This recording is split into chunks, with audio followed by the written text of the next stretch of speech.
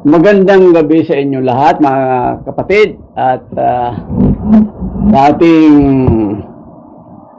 prayer meeting ngayong gabi ay pag-aaralan natin ang Biblia. Pero bago tayo magsimula, mga kapatid, manalangin muna tayo. Hingin natin ang gabay ng Panginoon. Panginoon ng Diyos, maraming pong salamat sa hapong ito. At kami po, Panginoon, ginabayan mo sa aming prayer meeting sa gabing ito. Alam po namin, Panginoon namin Diyos, na kami ay walang magagawa kung hindi sa pamamagitan mo. Hindi kami makagagawa, Panginoon, ng ayon sa iyong kalooban. Humingi kami, Panginoon, ng tawad sa mga bagay-bagay na nagagawa namin na hindi po namin masyado namamalayan. Nagkakasala po kami, Panginoon. Marami po salamat sa gabi ito at bendisyonan mo po, Panginoon, ang aming pagbubulayan, ang iyong balang salita. At sa pamamagitan ng Santong Espiritu, magkaroon kami, Panginoon, ng kaliwanagan at katalasan ng pag-iisip. At magagawa namin, Panginoon namin Diyos, ang iyong nais ipagawa sa hapong ito. Lord, maraming pong salamat sa lahat ng bagay sa aming mga pang-araw-araw pangailangan. Patuloy mo, Panginoon, pinoprovide sa aming pang-araw-araw na kalakasan. Patuloy mo binibigay. Lahat po, Panginoon namin Diyos, na aming tinatangkilik ay nagmula sa iyo. Ang sabi mo nga, Panginoon. Maraming pong salamat sa lahat ng ito. Ito pong aming samadalangin. Pasalamat sa pangalan ng Kristo. Amen. Ang Biblia ay, ang sabi dito, is the Bible authoritative when it deals with fact of history, science, or only religious matter. Ang nasasakop ba ng Biblia ay lahat ba ay religious matter or lahat ng lahat na aspeto ng ating buhay tinatalakay dito. Iyan po, mga kapatid, ang ating pag-aralan sa gabing ito. At ang sabi nga ng talata sa unang Timothy chapter 3 verse 16 to 17, the primary reason we should study the Bible is because it was inspired by the Creator of the universe to guide us through this journey called life. Maliwanag po, mga kapatid, na tayo ay, ang Biblia ay gabay natin sa ating buhay, sa araw-araw nating pamumuhay, sa ating buhay ngayon, bukas, at sa mga susunod na araw. At itong buhay na ito, tinatawag natin na Christian life. Yung buhay natin bilang isang Kristiyano. This passage of the scripture gives us 3 reasons why we should make the Bible part of our day-to-day life. Totoo po yan, mga kapatid, sapagkat pag hindi tayo lumalakad, pag hindi natin ang Biblia iginalang, pag di natin iginamit ang Biblia sa ating buhay, hindi po tayo makakapamuhay ng maayos. Hindi po tayo makakapamuhay ng kaaya-aya sa Panginoon sapagkat nagbigay po ang ating aralin sa gabing ito. Mayroon po tayong 3 aspeto na pag-aaralan. Ang sabi dito, the Bible teaches us what is true. Totoo ba yan? The Bible is the only book we need to discover the foundational truth of how to know and walk with God. Itong Biblia ang sanggabay natin how to walk with God, how to know God, and how to walk with God. Kung paano tayo lalakad, kung paano natin malalaman ang Diyos, ang Biblia lamang ang nagtuturo. Ang sabi dito, but the Bible needs no outside interpretation. Ang Biblia po, hindi po natin binabasa o tinatranslate sa sarili nating dunong, kundi sa dunong ng Panginoon na ibinibigay niya. Sapagkat marami pong tao sa ating kapanahunan ang hindi nakakaunawa ng Biblia. Sabi dito, it speaks for itself. In fact, the best commentary on the Bible is the Bible itself. Maganda pong ang sinabi ng ating komentary sapagkat ang Biblia po, para maunawaan po natin, kung ikaw nahirapan, halimbawa lamang, nahirapan ka sa King James Version, basahin mo sa NLT, New Literal Translation. Kung nahirapan ka pa sa New Literal Translation, basahin mo sa Tagalog. Kaya ang Biblia will interpret itself. Ang sabi dito mga kapatid. At ang sabi nga sa Salmo, tingnan natin, Salmo 37, verse 3 to 5. Umasa ka sa Diyos, ang mabuti gawain at mananahan kang ligtas sa lupain. At tayo po naniniwala na tayo pag ginagamit natin ang salita ng Diyos sa ating pang-araw-araw na buhay, naiiwas po tayo sa masama. Halimbawa, ikaw galit na galit, naisip mo yung Biblia, naisip mo yung prinsipyo ng Biblia, hindi mo gagawin ang isang bagay na marahas. Iyan po ang ibig sabihin dito. At sabi sa verse 4, 37 verse 4, sa Diyos mo hanapin ang kaligayahan at ang pangarap mo ay iyong makakamtan. Lahat po na ating ginagawa ay tinatagubili natin sa Panginoon. Ang sabi po rito, makakamtan natin ang ating pangarap.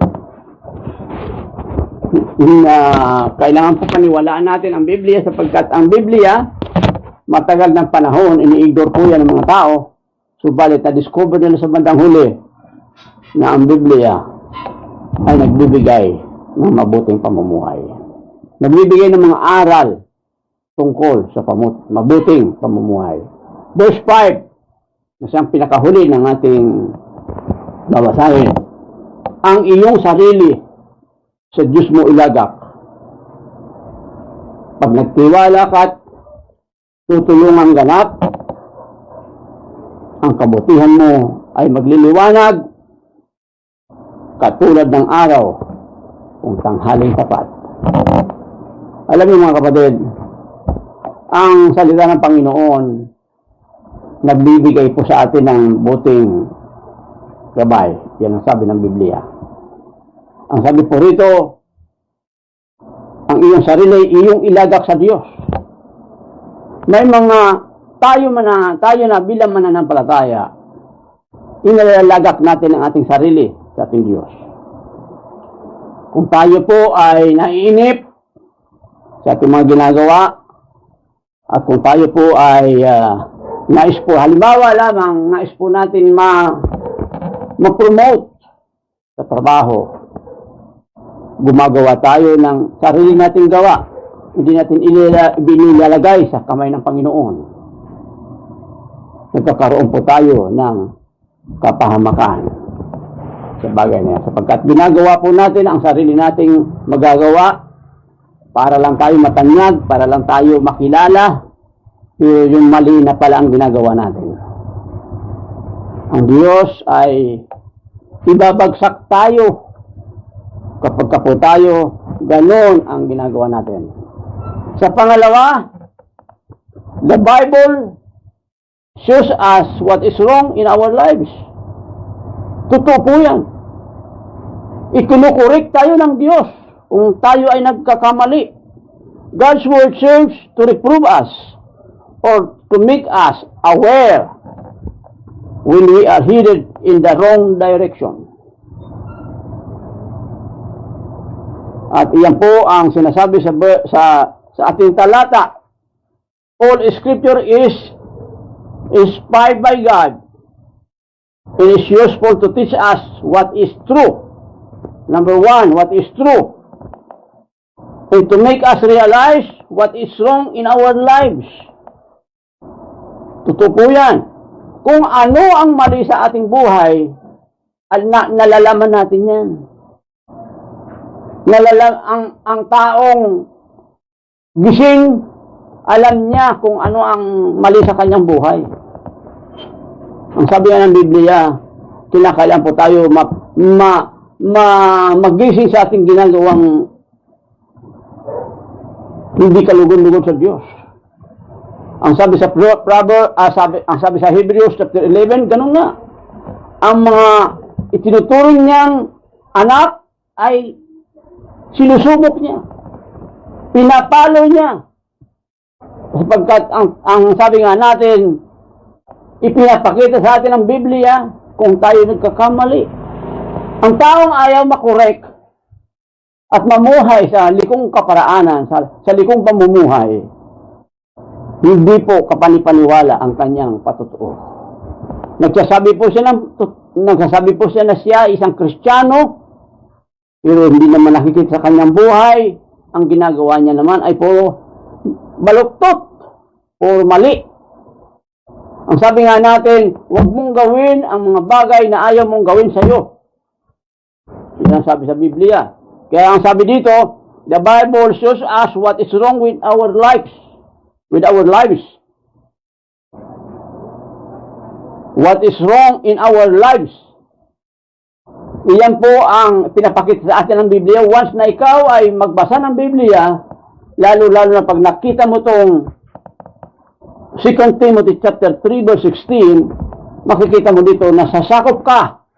Ang iyong ugali, ang iyong karakter ay sakop ng Biblia. Itutuwid ka ng Biblia. Ang taong matagal ng Kristiyano pero hindi natutuwid ang kanyang buhay, ang kanyang patutuo ay hindi ka panipaniwala. Kaya sasabihin natin, kaya nga niya tayo hindi dumadami kasi hindi tayo nag-evangelize. Totoo po yan. Isang bahagi po yan. Pero kapag ang ating patutuo ay mali-mali, isa rin po yan ng dahilan ng mga tao upang sila'y bumalik sa dati nilang paniniwala. Mahirap ang mag-evangelize, sabi nga natin. Pero ang isang mananampalatayang tumatalikod, tumagal ang kanyang pagtalikod, i-evangelize mo na naman yan uli. Makalipas ng mga 3 taon, 4 na taon, 5 taon, i-evangelize mo naman yan. Kaya ang tunay na mananampalataya, iniiwasan niya po ang gumawa ng hindi kalooban ng Diyos. Ang sabi po rito, the Bible shows us what is wrong in our lives. Totoo po yan. God's word serves to reprove us or to make us aware when we are headed to wrong direction. Iyan po ang sinasabi ng Biblia. Kung tayo ay patungo sa maling patutunguhan, nakikita naman po natin, naunawa niya ng mga mananampalataya, nakikita niya na siya ay mali ang patutunguhan. Araw ng pananambahan, nasa mall, halimbawa. Araw ng pananambahan, nasa outing, halimbawa. Iyan po ay tahasang pagsalungat sa kalooban ng Panginoon. Ang sabi ng Panginoon, ang 7 araw, ibigay naman po natin sa Kanya ang mula Lunes hanggang Sabado, kung gusto natin, gawin natin ang gagawa natin. Yung mga gusto natin gawin na nasasakop ng kanyang kalooban, gawin natin. At yung pampito, ibigay natin sa Panginoon. Hindi pa nga 8 oras. Minsan, isa't kalahating oras lang ang ibinibigay natin sa Panginoon pag araw ng linggo o 2 oras. Pero mga kapatid, malungkot ang nangyayari. Kinukuripot natin ang Panginoon. Hindi po natin ibinibigay ang narapat para sa Kanya. Kaya po tama itong sinasabi dito sa ating pag-aaral. The Bible helps us to do what is right. Tutulungan ka na gumawa ng bagay na tama at mas lalo kang makagagawa ng tama. Iyan po ang sabi sa Proverbs chapter sa Job chapter 5 verse 15 to 18. At kung sa Isaiah chapter 30 ang bubuksan po natin, Isaiah chapter 30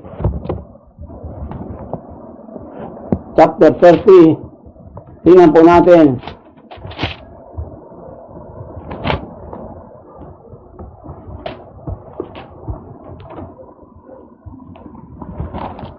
Isaiah,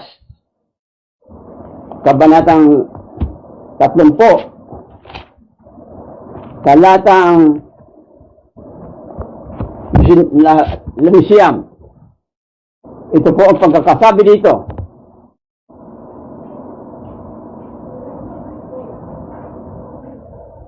Mga taga-Jerusalem, hindi na kayo tatangis ng matagal.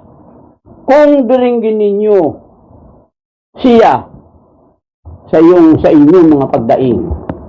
Ang kailangan lang makinig po tayo, sumunod sa Diyos. At tayo po ay ang sabi ng Biblia, tutulungan niya tayo na gumawa ng nararapat. Kung inaalaw natin ang Biblia, when we allow the Bible to teach us in these 3 areas of our lives, we are told that we will be prepared and equipped to do good to everyone. Our foundation will be solid and our motive will be pure. And our character will be refined.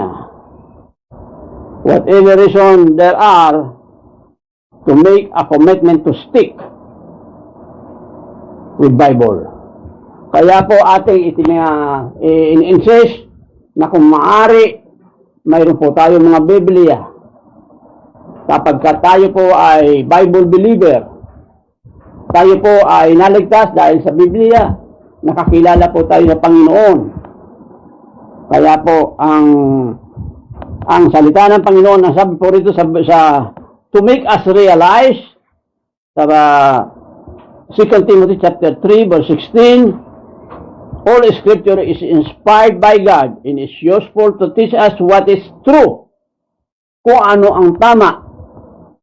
Naghahanap ka ng tama, pag-aralan natin ang Biblia. And to make us realize what is wrong in our lives. And correct us.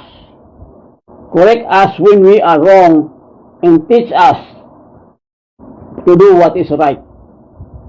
Tinuturuan tayo sa paggawa ng mabuti.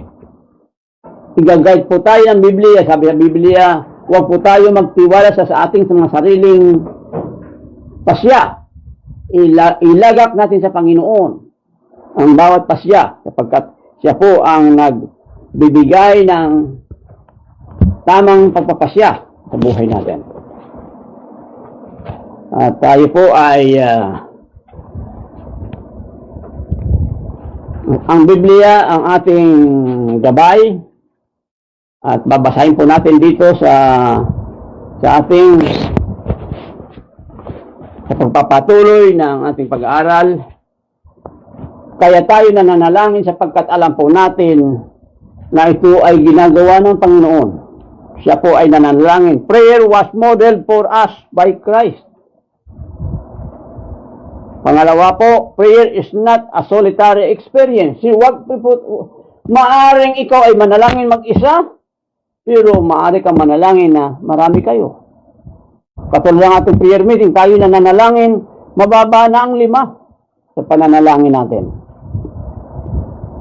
Prayer allow us to voice our request to God. Akala ko ba ang Panginoon ay alam ang lahat? Bakit kailangan pa ang aking kahilingan ay banggitin ko? Kinakailangan po tayo matutong sumunod. Sapagkat po ang pananalangin ay tanda ng pagsunod sa Diyos.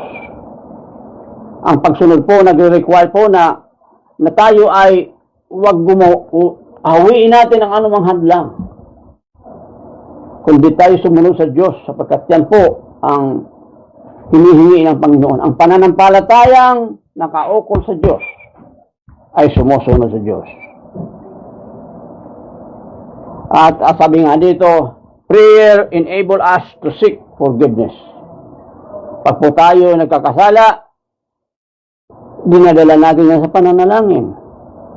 Ang sabi nga natin, hindi tayo nananalangin sa tuwing may trahedya lamang sa ating buhay. Kung may problema tayo, doon lang tayo nananalangin. At ang pananalangin, itinuturing natin na taimtim na pananalangin. Pananalangin na kung saan ang ating emosyon ay ando doon. Kung tayo ay may suliranin.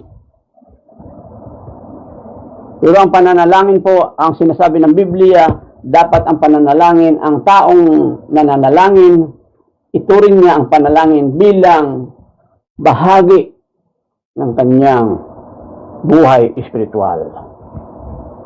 So sa katanungan na ang Biblia ba ay magagamit lamang sa religious matter? Hindi po. Magagamit po ang Biblia sa lahat ng aspeto ng ating buhay, sa ating lakad, sa ating ugali, sa kung tayo nagtatrabaho, magagamit po natin ang prinsipyo ng Biblia. Kaya po sa hapong ito ay tayo po ay mananalangin at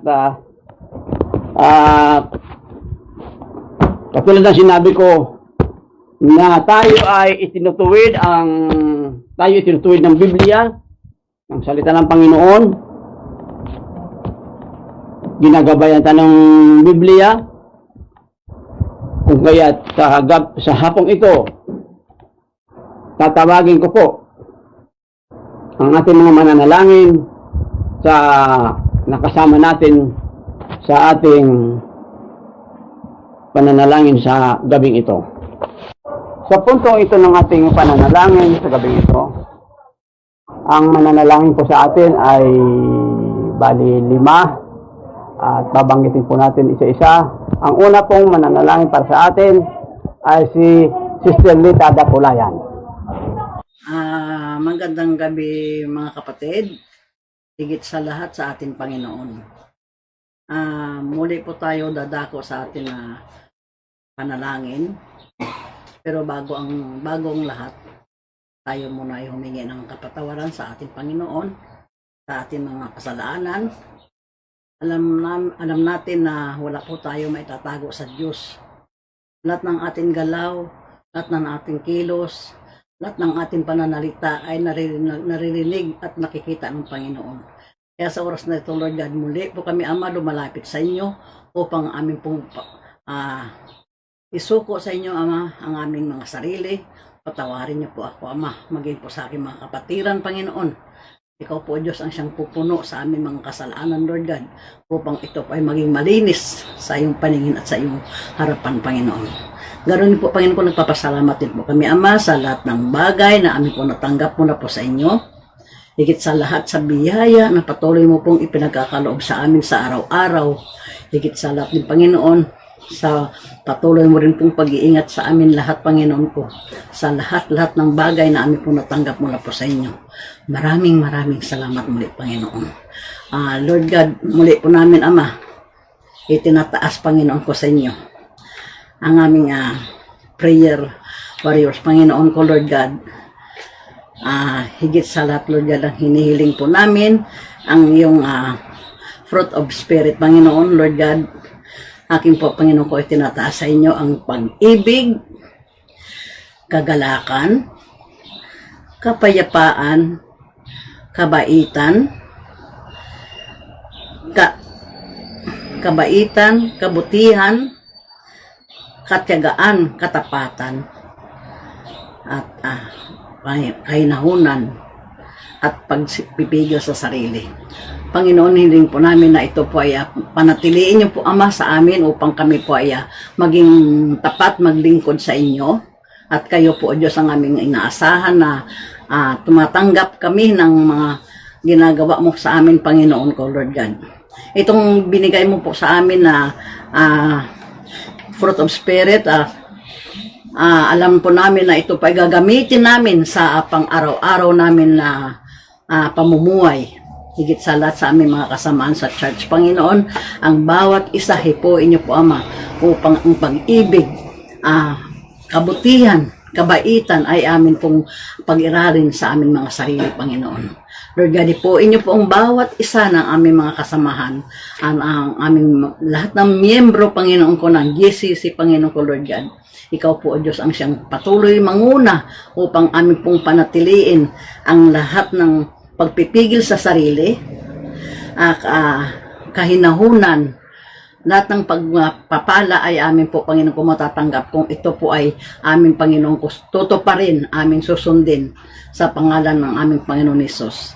Lord God, hiniling din po namin ang banal na Espiritu na siya pong patuloy maghari, Panginoon ko, sa pandemic na ito, Lord God. Ikaw po, O Diyos, ang siyang magbasbas, Panginoon ko, sa aming kapaligiran upang itong pandemic na ito po, Panginoon ko po, ay matigil na at bumalik na po sa normal ang panahon, Panginoon ko, Lord God. Alam po namin, Panginoon, na kayo po lamang, O Diyos, ang may karapatan, Panginoon ko, sa bawat sulok ng kasanlibutan na ito, Panginoon. Kaya, Lord God, sa oras na ito, Panginoon ko, panatiliin po namin ang aming pag-ibig sa bawat isa. Ikaw po palagi ang aming inaasahan, Panginoon ko, na manguna palagi sa amin, O God. Hallelujah, Lord God. Tunay, Panginoon, napakabuti niyo po, Ama. Kaya pang sa oras na ito, Panginoon ko, muli po namin, Ama, pinapasalamatan, Lord God, ang iyong binigay na papuri sa amin, Panginoon. At maraming salamat din po, Lord God, sa patuloy mo pong pag-iingat sa amin lahat, Panginoon ko. Lahat ng miyembro sa church, Panginoon ko, hipuin niyo po, Ama, upang maging tapat po sila, Ama, maglingkod sa inyo, Lord God. Maraming salamat muli, O God, sa oras na ito. At aking pong ibinabalik sa inyo lahat ng papuri, pasalamat sa matamis na pangalan ng aming Panginoon Hesus. Ito po ang mga samot dalangin. Amen and amen. Pangalawa po ay si Joan Hobilla. Magandang gabi po sa ating lahat. Samahan niyo po ako magdasal. Lord God, maraming salamat, Panginoon, sa gabi niyo po na pinagkaloob mo sa buhay sa Panginoon. Maraming salamat sa buhay. Meron po kami, Panginoon, Lord. Lord, nilapit po namin, Panginoon, sa inyo ang kalagayan, Panginoon. Mundo, Panginoon, Lord God, na Panginoon. Matapos sa Panginoon, yung pandemya, Panginoon, na kinakaharap, Panginoon, ng mundo. Lord, nilapit ko rin po sa inyo, Panginoon, yung church namin, Panginoon, Lord God. Panginoon, Lord God, sa sitwasyon, Panginoon, na ganito, kahit mahirap, Panginoon, Lord God, patuloy niyo po kaming gabayan, samahan, Panginoon, sa lahat ng mga oras, Panginoon, na kailangan namin, Panginoon, Lord God. Mula pinag-ipay ko, Panginoon, Lord God, ang leadership, Panginoon, ng church, Panginoon, Lord God, mula sa pastor po namin, sa youth pastor po namin, sa bawat leaders, Panginoon, na department, Panginoon, sa church na gumagalaw, Lord. Nawa, Panginoon, ingatan niyo, Panginoon, at Lord, bigyan us, Panginoon, ng knowledge, wisdom, Panginoon, at strengthen, Panginoon, Lord God, sa nakakailanganin namin, Panginoon, sa pagharap, Panginoon, ng mga challenges, Panginoon, na nakaredy, Panginoon, para sa amin, Lord. Help us, Panginoon, na makaproduce, Panginoon, para ng mga leaders, Panginoon, Lord God, at may ma-involve, Panginoon, sa discipleship, Panginoon, tulungan niyo, Panginoon, na makapag-produce pa, Panginoon, ng mas marami, Panginoon, leaders na dedicated, Panginoon, na mag-lead, mag-worship sa inyo, Panginoon, Lord. At ganun din po sa small group po namin, Panginoon, na mas marami po, Panginoon, yung ma-involve, Panginoon, Lord God, patuloy, Panginoon, na kumilos, Panginoon, yung small group, Panginoon, Lord God. Maraming salamat, Panginoon, dahil ang titang ka, Panginoon, dahil di nga pinabayaan. Hingga po, Panginoon, ang kumilos sa bawat sulok, Panginoon, at sa bawat puso, Panginoon, ng mga leaders, Panginoon, ng JCC, sa bawat members, Panginoon, ng JCC, Panginoon, Lord God. Magaling mo, Panginoon, ipagmamahal mo, Panginoon, ipaalala mo, Panginoon, sa bawat isa, Panginoon, na kung gano'n mo kami kamahal, Panginoon, Lord God, at kumilos, Panginoon, ng bawat isa, Panginoon, ang nakakaagin, Panginoon, sa iyong kagustuhan. Lord, muli, tinatas ko naman yung pangalan sa pangalan ni Jesus. Amen. Ang pangatlo ay si Sister Villa Nacion. Magandang gabi po sa inyong lahat. Samahan niyo po kami na ipanalangin ang ating mga leaders, Panginoon, na sila ay maging malakas, maging matatag, Panginoon, sa kanilang pagiging leader ng JCC, Panginoon. Dalangin, samahan niyo po ako manalangin. Our Father in heaven, I praise you and exalt your holy name, Panginoon. Father God, I ask forgiveness na sa lahat ng mga kasalanan na nagawa ko, Panginoon. Dalangin ko po, Ama, na maging handa ako sa pagdulog sa inyo ng aming mga kahilingan at maging handa rin kami, Panginoon, sa pagtanggap ng mga biyaya at katugunan mo sa aming mga panalangin. Ama naming Diyos na dakila, itinataas ko sa inyo ang aming mga leaders, Panginoon. Ang aming pastor, Panginoon, na patuloy mong pagpalain ang kanyang kalusugan, Panginoon. Ilalayo, Ama, sa anumang karamdaman.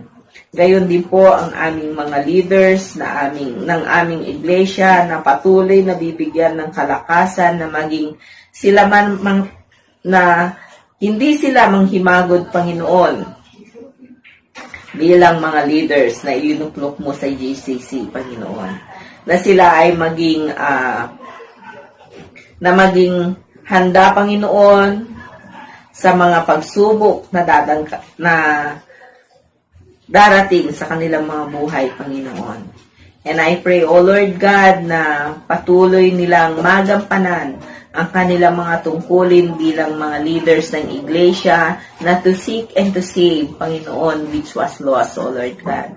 Tulungan mo po sila, Panginoon, na ito'y kanilang magawa, Panginoon, sa kabila, Panginoon Diyos, na napaka-busy nilang mga schedule, Panginoon, na bigyan mo pa rin sila, Panginoon Diyos, ng pagkakataon na magawa nila ang tungkulin na ito, Panginoon. Tulungan mo po sila, O Lord. At inadalangin ko po, Panginoon, na maging effective sila sa kanilang mga tungkulin for the betterment of your kingdom, Panginoon Diyos.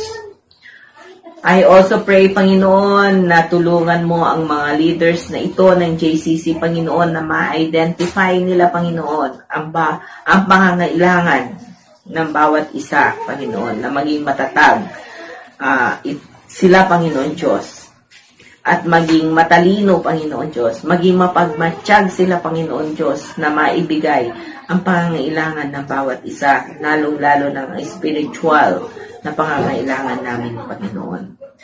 Na maipakita nila, O Diyos, sa aming Panginoon, na sila ay mga leaders na mapanalanginin, Panginoon. Sila'y mga leaders, Panginoon, na caring, Panginoon Diyos. And we pray also na ito ang siyang makita namin sa kanila, Panginoon, na hindi sila nanghihimagot, Panginoon, sa kanilang mga tungkulin bilang mga leaders ng iyong iglesia, Panginoon Diyos.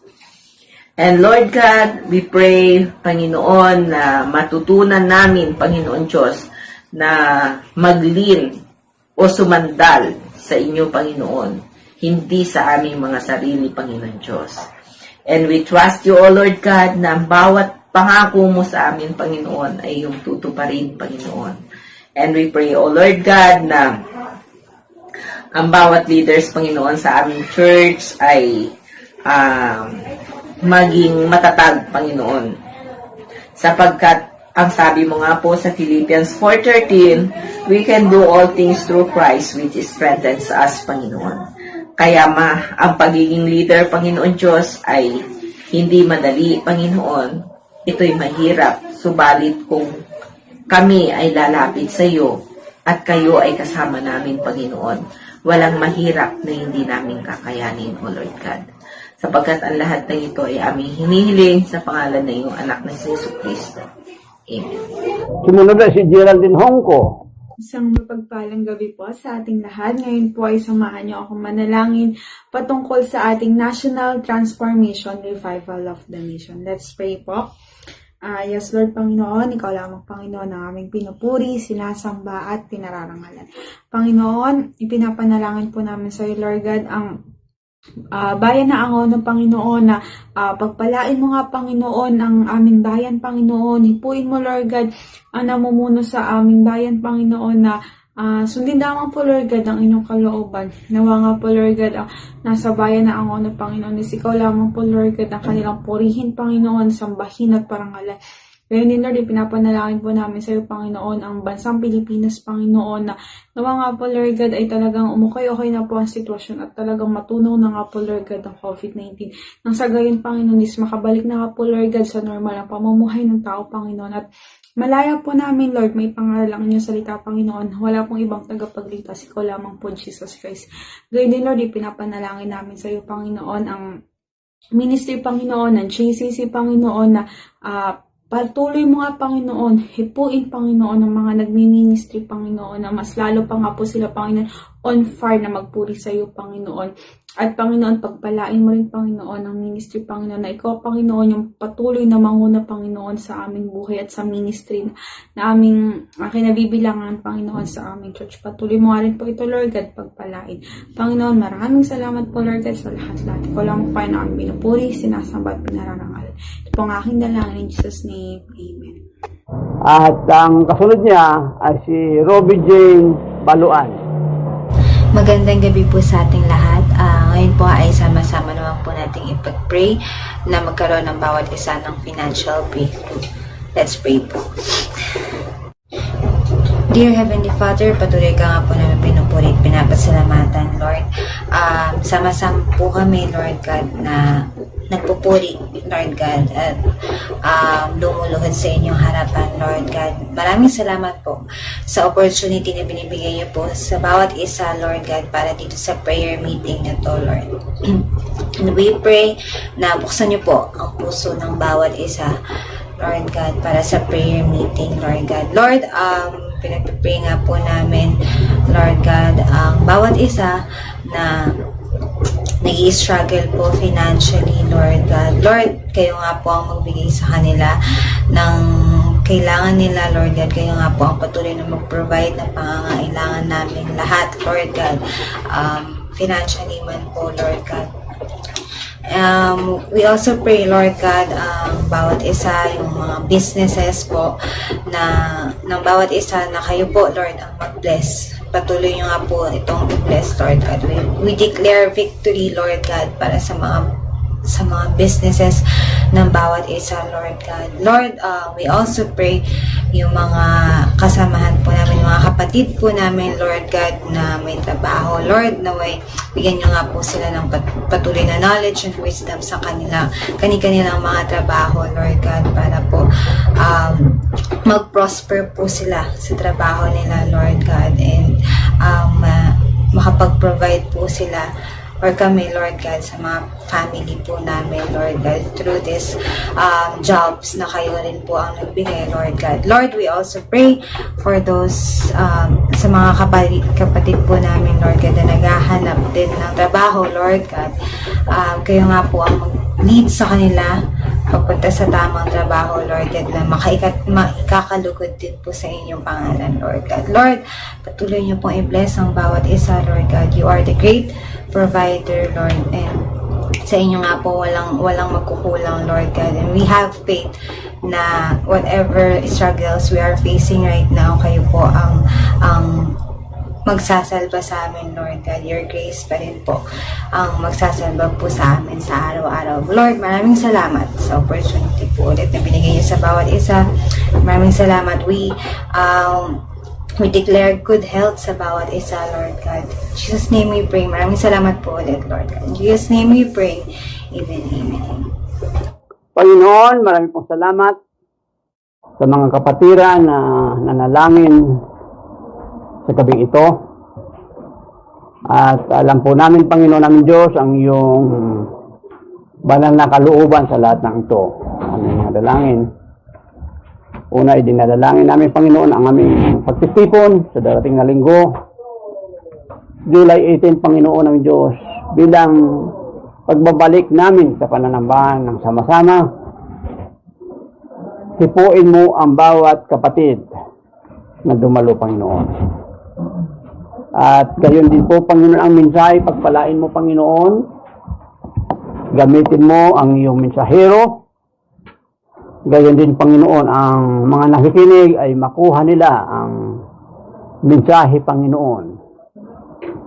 Ang aral mula sa banal na kasulatan. Idinadalangin namin, Panginoon, ang pagkakaisa ng aming iglesia. Gayon din ang aming mga project, Panginoon, ay